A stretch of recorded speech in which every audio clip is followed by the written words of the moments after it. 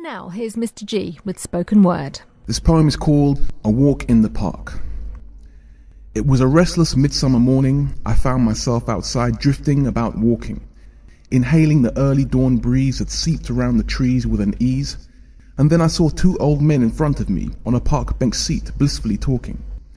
Actually, they were really arguing, as one was contorting, his arms up in the air, chanting and stamping the grass like a blasting flare, while the other gentleman merely stared and smiled as if he hardly had a care. They then saw me approach, and decided my mindset should be invoked, and so before me and my thoughts could elope, they beckoned towards me and I was brought in. "Good morning, young sir," said the one who had just been causing all the stir. "The gentleman to my right is Mr. Hope, and my name is Mr. Despair. We were wondering if you could assist us on this matter, which has our good friendship left in tatters. As you can see, we're both quite elderly, and yet can't seem to agree on the facts of life and its patterns." So, Mr. Despair spoke. "Young man, don't you think this world is a joke? People are given the freedom to hang themselves and then complain about the rope when they choke. Some say you reap what you sow, but then some have no harvest to grow, and no seeds to plant, so life is hard. Everyone wants to escape fast, but have nowhere to go. Inflation has prices rising. Criminals have streets terrorized. Surely it's not unwise to surmise that this world is doomed to capsize."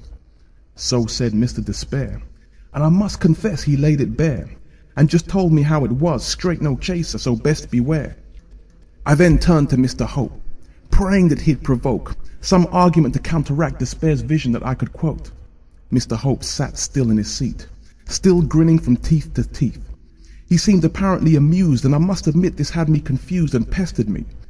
And so I screamed, "How can you not even utter a squeak and keep smiling at the cheeks when Mr. Despair's conclusion of the future is both truthful and indisputably bleak?" Mr. Hope winked suggestively and arose to express to me, "Young man, I never pay much attention when he speaks. That's why I never let him get to me." We both laughed and smiled at the morning sun and awaited for the new day to come. And Mr. G with spoken word rounds up this week's edition of the UK Black Podcast. Tune in next week for another selection of highlights from Black programming across the BBC's local radio stations.